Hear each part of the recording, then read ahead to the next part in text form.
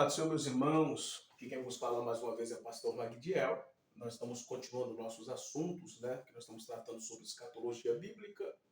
Nós estamos tratando, ao decorrer aí, já está tratando sobre a introdução à escatologia, sobre as visões meso-tribulacionista, pré-tribulacionista, pós-tribulacionista. Tratamos sobre o método do historicismo, também do preterismo. Tratamos o idealismo e fizemos uma apologética, por que nós defendemos a linha pré-tribulacionista, porque nós somos pré-tribulacionistas. Então esta é a nossa forma, nossa ótica escatológica. E depois nós tratamos sobre o arrebatamento, o harpazo, a diferença do harpazo da parousia. Tratamos também, após o arrebatamento, o tribunal de Cristo para os galardões, onde a igreja será recompensada por aquilo que ela fez em prol do reino do Senhor, onde que vai ser julgado a obra e não o obreiro, diferente de Apocalipse, capítulo de número 20, verso de número 11 a seguir, que eu acredito que na próxima aula nós iremos tratar sobre o destino final dos mortos e a eternidade. Então, tendo esta em vista, nós tratamos também na aula passada sobre o princípio da grande tribulação, o número da besta, e hoje nós vamos estar tratando sobre o Armagedon.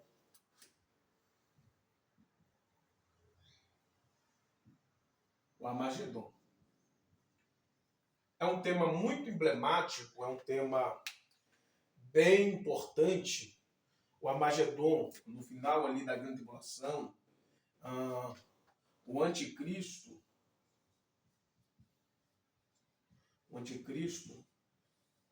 juntamente com as suas confederações contra Israel,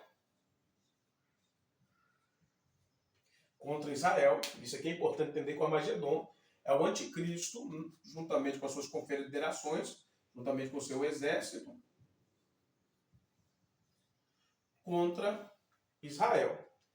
Israel ele está cercado pelo anticristo. Interessante entender isso. Eu preparei até um slide sobre isso, tá? Na próxima aula, se vocês quiserem, eu mando para vocês. Aí eu vou saber quem está estudando, né? Quem pedir o slide. Há uma profecia, e deixa eu pegar aqui a Bíblia, baseada em Apocalipse, capítulo de número 16. Apocalipse, capítulo 16. Olha o que João vai descrever acerca desse momento. Apocalipse, capítulo 16. João diz assim no verso de número 12. Diz assim: E o sexto anjo derramou a tua taça sobre o grande rio Eufrates, e a sua água se secou, para que preparasse o caminho dos reis do Oriente. Há uma profecia contra o rio Eufrates, que ele há de secar para passar o caminho dos reis do Oriente. Perceba que há um exército, há um caminho preparado para invadir Israel dos reis do Oriente. Quem seriam os reis do Oriente? Quem seria esse povo? Quem seria esses reis? Lembrando que aí o texto vai estar no plural. Agarrem-se, olha só, Agalindsen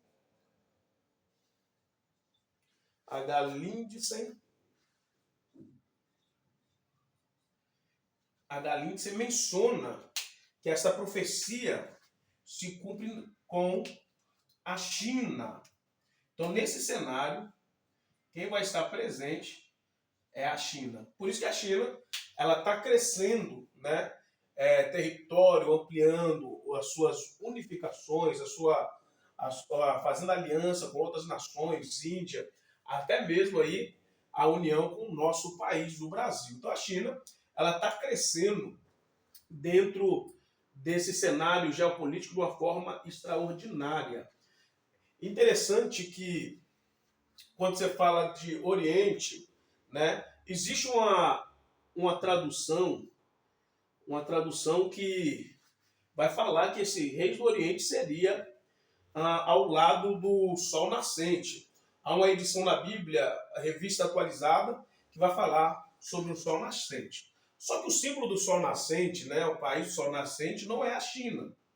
O país do sol nascente seria nada mais do que o Japão, ao ponto que o símbolo do Japão é um sol. Então seria aí esses dois no cenário. Só que o texto aqui não fala de um rei apenas, fala dos reis do Oriente. E o que se acredita? Por exemplo, que a China, a bandeira da China, vocês vão se lembrar, faz aqui mais ou menos para nós nos lembrarmos, existe uma estrela maior com 4 estrelas menores.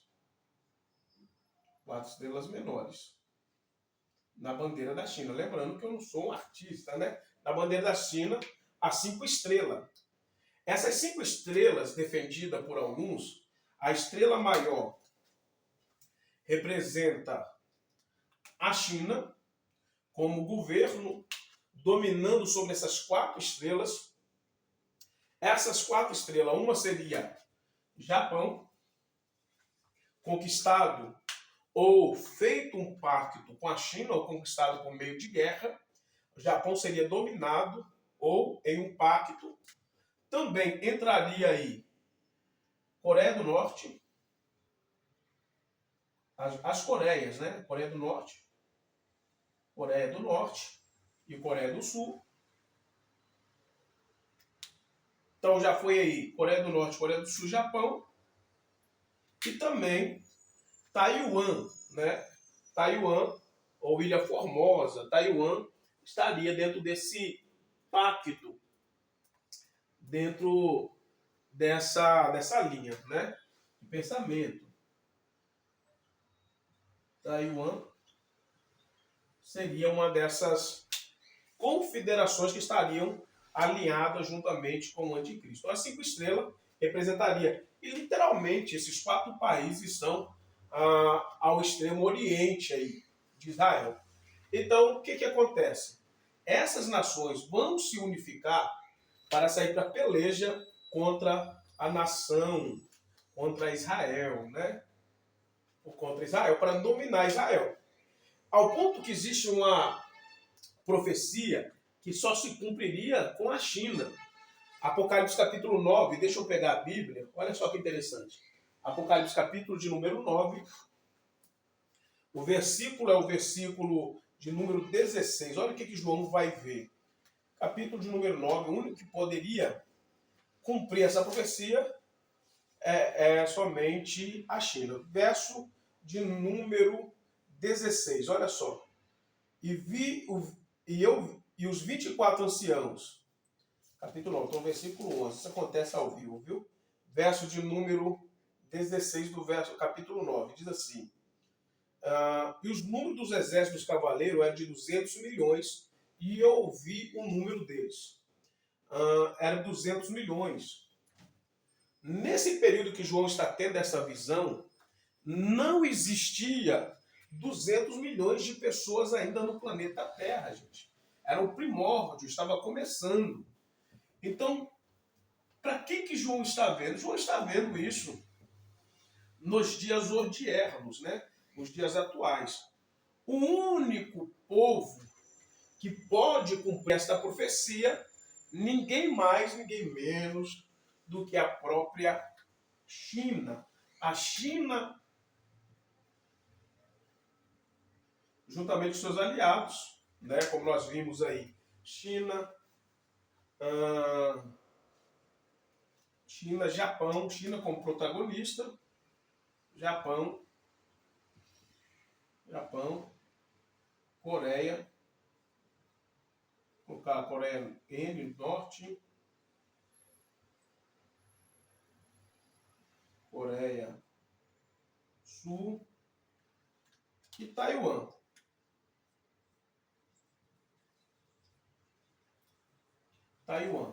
Então estaria dentro desse cenário juntamente com a China, com esse exército de 2 milhões, invadindo, 200 milhões, melhor dizendo, invadindo aí Jerusalém, Israel.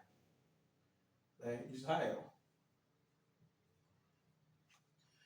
Quando nós lemos o Salmo de número 91, por exemplo, nós achamos que ele salmos o mais belo, né? Alguns têm ele até criando poeira aberto em casa. O Salmo 91 vai dizer assim: 1000 cairão ao teu lado, 10.000 à sua direita, mas tu não serás atingido. Muitos pegam, aplicam para os dias odiernos, mas a profecia de Salmo 91 é escatológico.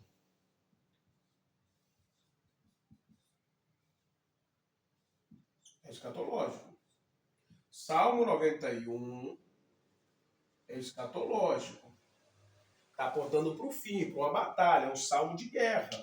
Aquele que habita o escondido do Altíssimo, a sombra do Onipotente descansará. Direito do Senhor, ele é meu refúgio, a minha fortaleza. Então ele está falando de um cenário de guerra, um cenário escatológico.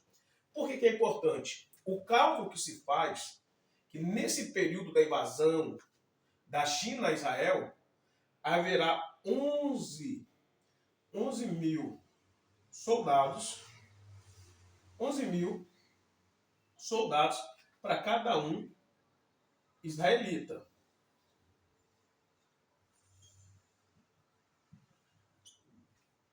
Então são 11 mil soldados para cada israelita. Como que vai fugir? Israel vai fugir. É impossível Israel fugir da China ou fugir do anticristo juntamente com as suas confederações, né? Então vai ser China contra Israel. China no poder contra Israel. Então, tendo esse aprendizado, que vai ser mais ou menos 11 mil para cada um israelita, Israel vai se encontrar cercado, né? Não tem como fugir. O Mateus 24, que é uma profecia, que os pós-tribulacionistas apontam Mateus 24 para a igreja, mas o cenário ali é judaico, né? Judaizante. Então, vai dizer, quem está na Judéia, fuja para os montes, só pode estar na Judéia quem é judeu, né? Os israelitas, né? Então vai ser 11 mil. Como vai fugir?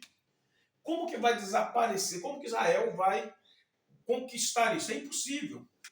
11 mil soldados para cada um israelita. Vamos para a Bíblia. Lá no Antigo Testamento, olha o que Zacarias ele vai mencionar acerca disso. Para nós encerrarmos essa parte e tratar da parte posterior. Olha só. Olha o que Zacarias vai mencionar. Capítulo 13. Bíblia na mão, por favor. Capítulo 13. Olha só que interessante. Vou ler o versículo 14, melhor dizendo. Eis que vem dia, diz o Senhor, em que teus despojos se repartirão no meio de ti. Está falando sobre essa guerra do Armagedon. Os despojos de Israel serão repartidos, porque Israel vai perder a batalha. 11 mil soldados para cada um israelitas. Olha só, porque eu ajuntarei todas as nações para a peleja contra Jerusalém. E a cidade será tomada, está falando que a cidade de Jerusalém será tomada, e as casas serão saqueadas, as mulheres forçadas, ou seja, violentadas, a metade da cidade sairão para o cativeiro, mas o restante do povo não será extirpado da cidade. E o Senhor sairá e pelejará contra estas nações, como pelejou no dia da batalha. Então Deus está dizendo aqui, o próprio Deus está dizendo, que nesse dia será tão aflição para Israel, que a cidade será tomada, a metade da cidade será levada cativo, mas haverá os remanescentes ali. Só que o cenário não se para ali. Olha só que interessante. Esse período de aflição. Capítulo de número 14, olha o que o texto vai dizer. E naquele dia estarão seus pés. Está falando da vinda do próprio Cristo em glória. Parousia acontece aqui, que os olhos todos verão. E naquele dia estarão seus pés sobre os montes das oliveiras. Falando da vinda de Cristo. Quando ele descer, ele desce sobre os montes das oliveiras. Que está de fronte de Jerusalém para o oriente. E o monte das oliveiras será fendido pelo meio. Para o oriente, para o ocidente, haverá um vale muito grande, a metade do monte se apartará para o norte, a outra metade dele para o sul. E fugireis, e Judá, Israel, fugirá pelo meio do vale dos montes, pois no vale dos montes chegará até Azel, e fugireis assim como fugiste no dia do terremoto, no dia de Uzia. Rei de Judá, então virá o Senhor meu Deus, e todos os seus santos contigo. Deixa eu aplicar isso aqui para nós. Olha só. Israel está cercado. Israel está cercado. Impossível fugir. Quando Israel está cercado, impossível de fugir, as mulheres são violentadas, jovens são mortos, metade de Jerusalém cativo, o anticristo está lutando, né? Vindo, massacrando. Está massacrando juntamente com seus exércitos. O que vai fazer? Eles vão fugir para os montes. Vou fazer uma montanha aqui. Eles vão fugir para os montes. Vão fugir para os montes. Quando eles estão fugindo para os montes, monte bonito, viu, artista? Estão fugindo para o monte. Eles vão começar a clamar pelo Messias. Eles vão começar a clamar por Cristo. Israel, clamar. Clamam, vai clamar por Cristo, né? Vai clamar pelo Messias. Lembrando que os judeus rejeitaram Cristo como Messias. E tudo isso que eles estão sofrendo hoje é porque rejeitaram o próprio Cristo. Então eles vão clamar pelo Messias. Deus, cadê o Messias? O libertador que o Senhor nos prometeu. Quando eles começam a clamar pelo Messias, Cristo, o nosso Salvador, ele aparece. Né? Ele vem. Vou colocar o sinal de uma cruz aqui, né? Para ficar mais fácil. Não é a cruz de Malta do Vasco não, viu? Vou fazer mais bonitinho, né? Ele vai vir, Cristo aparece nos céus. E olha que interessante, quando ele aparece nos céus, nós lemos um texto, mas deixa eu ler o capítulo 13. Olha o verso de número 3, capítulo 13, verso 6. Quando Jesus ele aparece nos céus, verso 6, Jesus há uma pergunta, olha só. Se alguém lhe disser que feridas são essas em tuas mãos, dirá ele, são feridas que fui ferido na casa dos meus amigos. Jesus, quando ele aparece, eles observam as feridas em suas mãos. Eles olham as feridas sobre o seu corpo e perguntam, que feridas são essas? Aí Jesus revela, essas feridas são quando eu fui ferido na casa dos meus amigos. Então Jesus responde para eles, fui ferido, vai cair um grande pranto, temor. E quando Jesus responde isso no período do Antigo Testamento, Zacarias, deixa eu colocar aqui as referências, né, para vocês. Zacarias 13, 6, Zacarias 14, e a seguir o capítulo todo. Ele vem, Jesus ele pisa sobre o Monte das Oliveiras. Quando ele pisa no Monte das Oliveiras, nós vimos que o povo vai fugir, porque o monte vai se fender para o leste, vai haver uma repartição para o leste, e também para o norte e para o sul. Ele vai se abrir, vai partir em 4 partes. Por que é interessante? Se ele parte para o norte e para o sul, para o leste e oeste, o formato de uma cruz no monte se divide, e o povo entra por essas fendas da rocha. O que Jesus está dizendo? A mesma cruz, sinal, que salvou os gentios, é a mesma cruz que traz salvação aos judeus. Mesmo no período da grande tribulação, na guerra do Armagedon, Jesus, ele através desse sinal, salva os judeus. Quando ele salva os judeus, ele vai vencer o anticristo junto com as suas confederações, onde 1.000 cairão ao teu lado e 10.000 à sua direita. Israel é restaurado, é libertos pelo Senhor, e aonde se instaura o reino milenial. Cristo, ele vem e estabelece o seu reino sobre a terra durante 1000 anos. E quem vem com ele nesse período? Olha só, porque eu não sou pós-tribulacionista e pré. O verso de número 5, quando Israel está fugindo para o monte. Olha o texto. Então virá o Senhor meu Deus, e todos os seus santos contigo. Então toda a igreja, os santos arrebatados, vêm com o Senhor e reina com Cristo durante 1000 anos. Essa é a aula que nós encerramos, né? Próxima dispensação milênio, mas na próxima aula nós vamos falar sobre já o tribunal do trono branco, juntamente com a eternidade. Ok? Deus assim vos abençoe em Cristo Jesus.